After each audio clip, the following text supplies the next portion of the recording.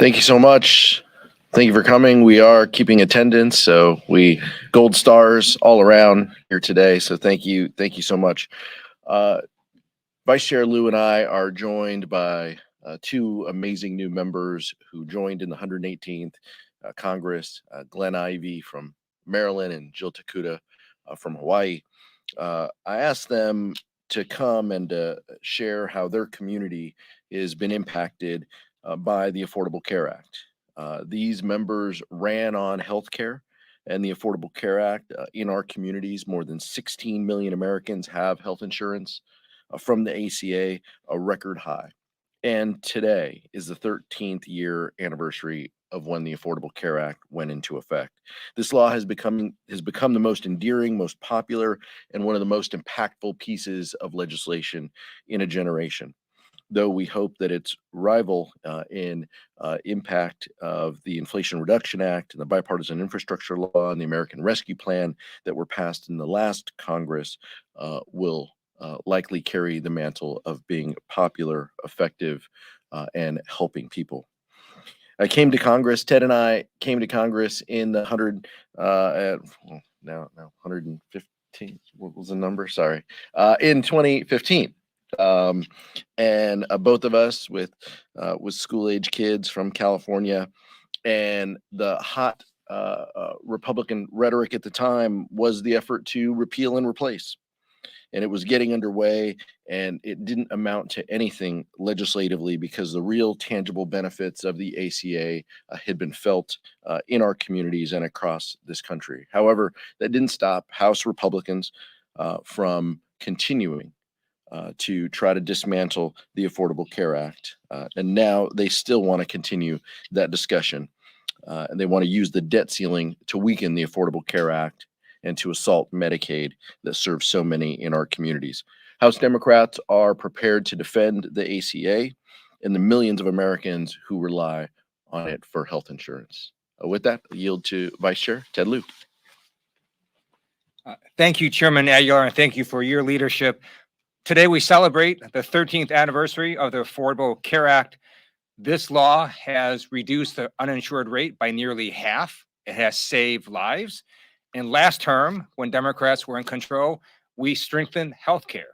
We capped insulin at $35 for Medicare beneficiaries. And this year, under the leadership of President Biden, he has gotten a number of drug companies to cap insulin at $35 for non-Medicare beneficiaries. What have Republicans done when they took control? Well, they spent the resources of the committee staff, the time and attention of their members to hold not one, but two congressional hearings complaining about Twitter. They also took turns to read the Constitution on the House floor.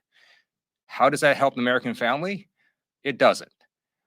What we want to do is make sure that we continue to strengthen healthcare, and that's why we're celebrating the ACA today. And we have two amazing members with us, Jill Takuda and Glenn Ivey. And I'm so honored to introduce Glenn. He had a distinguished career before Congress, and now I'm honored to serve with him on judiciary. He's going to tell you his story. Thank you. Sure. Thanks, Ted. Appreciate it. Absolutely. Thank you. Good morning. My name is Glenn Ivey. I represent Maryland's 4th Congressional District, which is the suburbs on the eastern side of Washington, D.C. So I get to drive to work every day, unlike Representative Takuda, who has to fly from Hawaii. No jet lag for me. But I started actually in the 100th Congress, so just to show my age. But at that point, there was a fight to try and get health care coverage that went on for the next 30 plus years. Fortunately, with Obamacare, which is our 13th anniversary for this, I should say ACA, but I like to call it Obamacare because in the future, I want people to know how this legislation got put in place, why they have health care, and why they didn't have it before, that this is a seminal and turning point moment for them. And it was important for me because before Obamacare came into place, I had a health care scare. It turned out I had a high blood pressure incident, and I was taken to the hospital via ambulance. They did a check.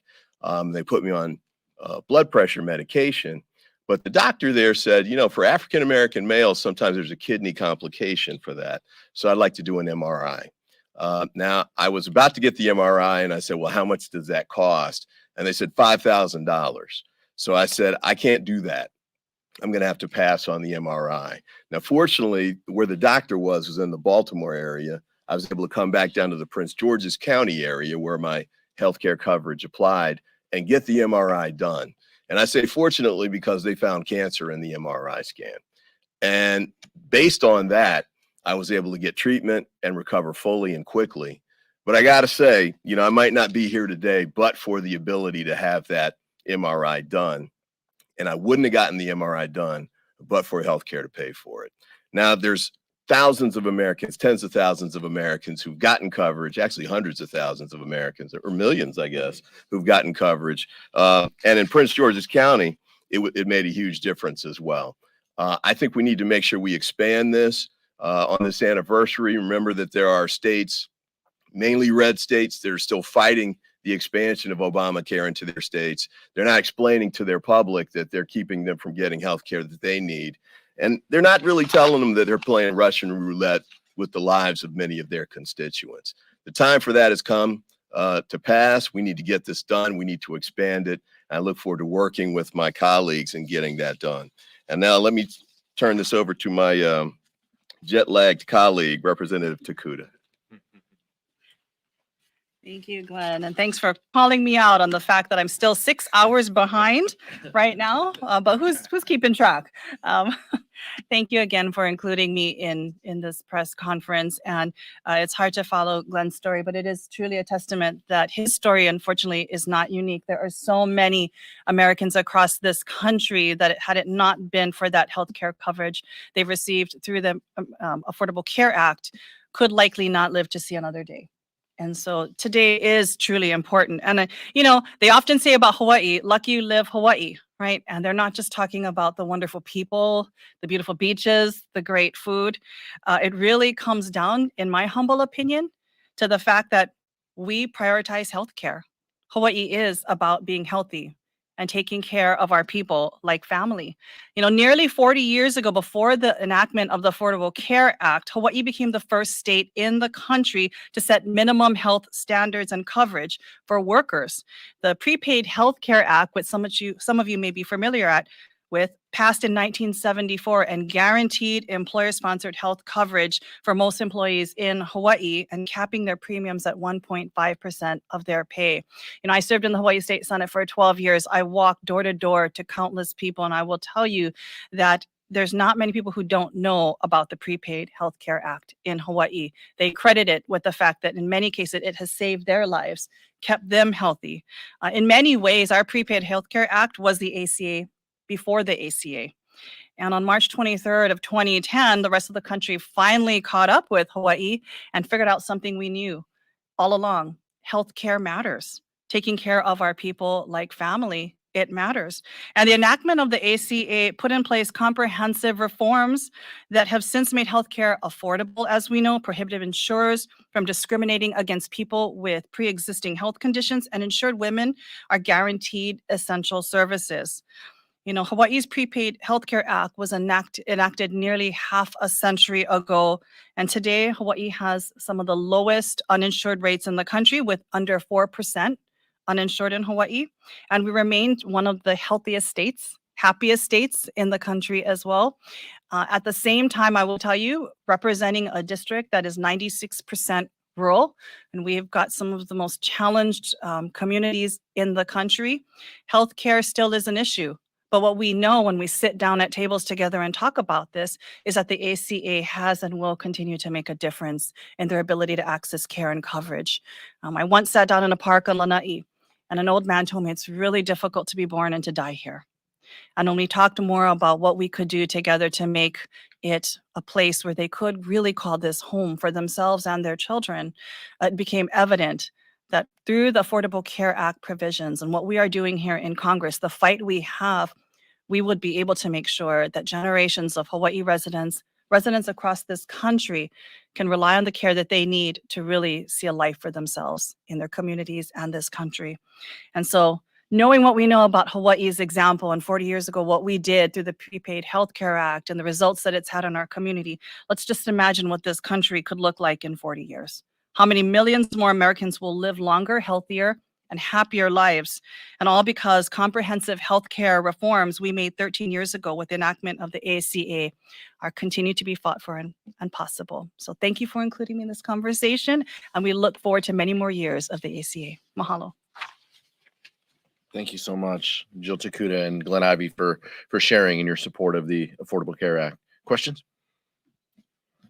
Republicans are bringing their parents' Bill of Rights bill to the House floor today. What are your thoughts on that bill? Do you think that it's appropriate?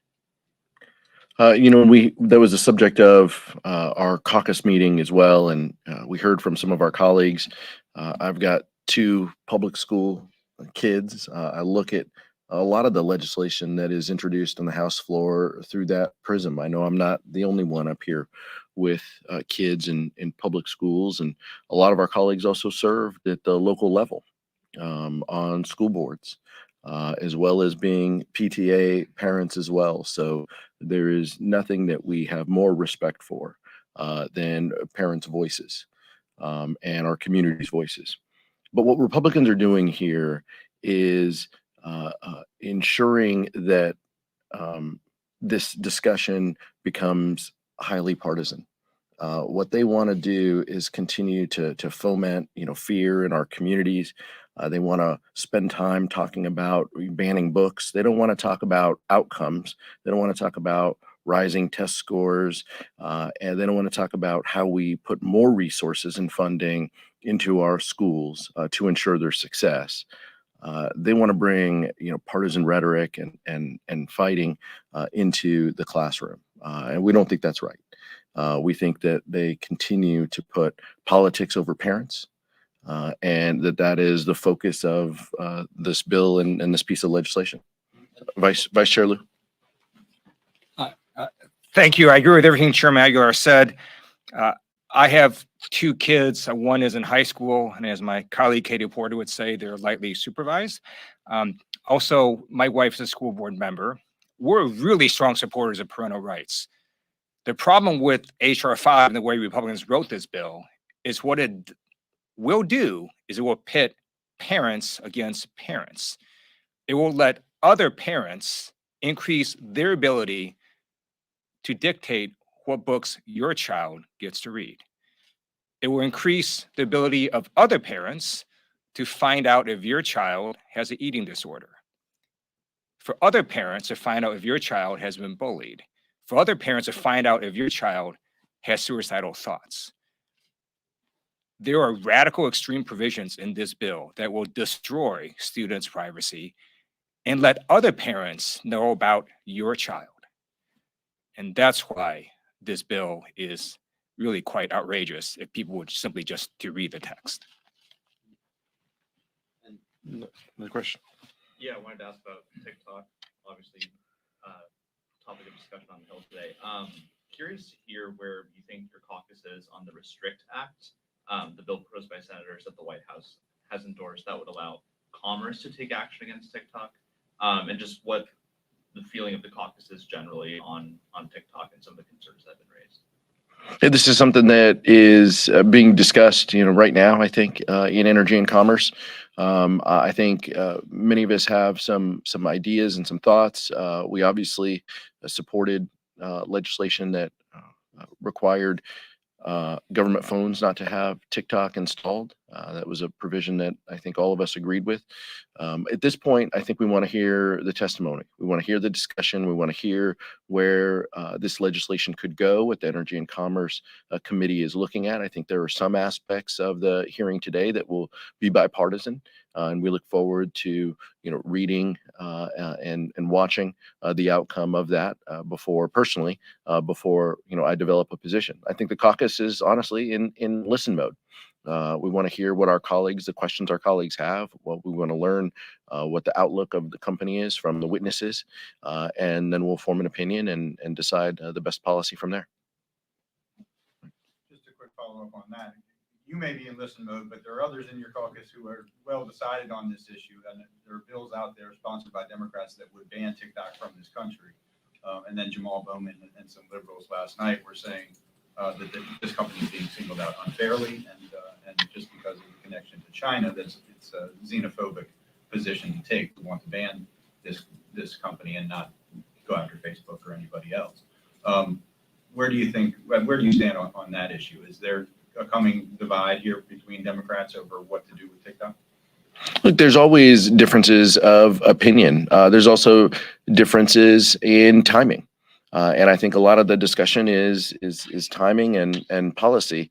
And I'll ask some of my colleagues to give their position. But I think our encouragement to our colleagues is, let's dive in. Let's see what this hearing looks like. Let's see what a markup could yield.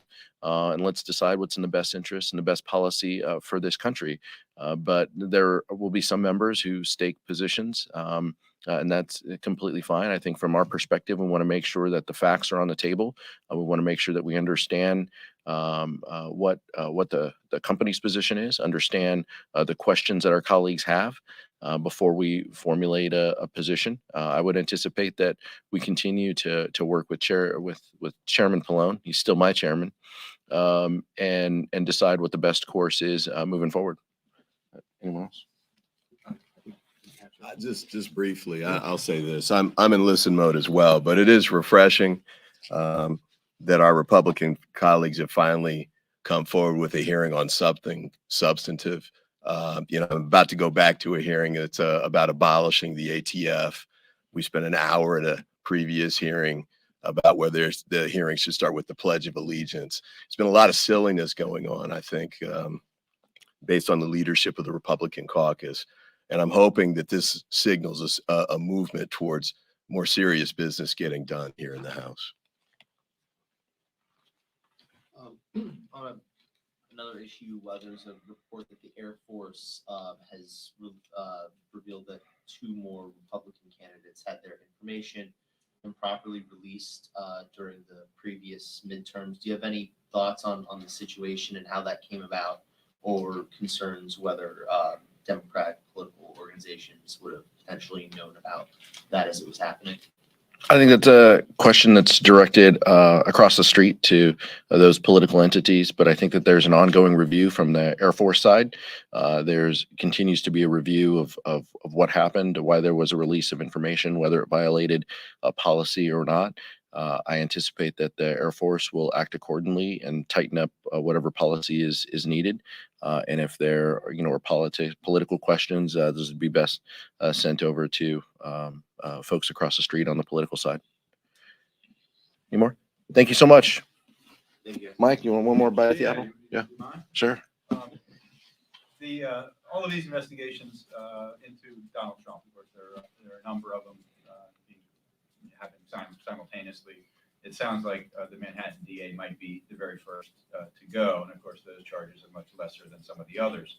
Is it concerning, and we've heard some of your colleagues say that it is concerning, to have the lesser charges go first, just in terms of the political fallout and how that might undermine the subsequent investigations and any charges that might follow? I'll let the local officials in New York kind of speak to their timing, but I think from the Democratic caucus perspective, there can't be 2 sets of rules.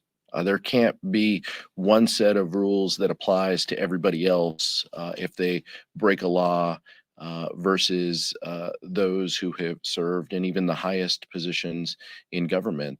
There has to be accountability, and there can't be 2 sets of rules that are played. And so I look forward to seeing the outcome of federal, state, and local officials in their deliberations. But I'm going to let them decide what they feel is best and let the justice system play out. I'd like to ask Vice Chair Liu and maybe Glenn as well as Judiciary Committee members to talk about their perspective on the latest. Chairman, you are exactly right. We can have 2 sets of rules. And what's particularly disturbing with regard to what some Republican legislators are saying, we don't even know if there are going to be charges. We don't know what those charges are going to look like, and we don't know what the grand jury evidence is. So when Republicans come out and say that DA shouldn't do X, Y, or Z, they're doing this with no basis, no evidence. And in fact, what they're really saying is you need to simply not apply the law to a person who happens to be named Donald Trump. And the one thing that they cannot explain is why they were silent when a person named Michael Cohen was arrested, indicted, convicted, and went to prison in part for participating in illegal hush money payments to Stormy Daniels. So let's wait to see if there are going to be charges. Let's see what the charges are. Let's see what the evidence is. And we should let law enforcement do their jobs without political interference. Glenn Ivey is on the Judiciary Committee if you want to say something. Yeah, just briefly. I was astonished actually when I saw the letter from the 3 committee chairs to Mr. Bragg, essentially calling on him to violate grand jury secrecy laws in New York, which of course is a felony. He rightly declined to do that. My call was for those 3 to withdraw the letter immediately, hopefully recognizing the mistake that they had made. But that's too much to ask, I suppose. But I think it's important to let the process play out, as Congressman Liu was just suggesting. We don't know what the grand jury is going to do in New York. I think we just have to wait and see. But that's how the process is supposed to work, whether you're a former president or just a regular person on the street under investigation. Let's let it run its course according to the law. Thank you so much.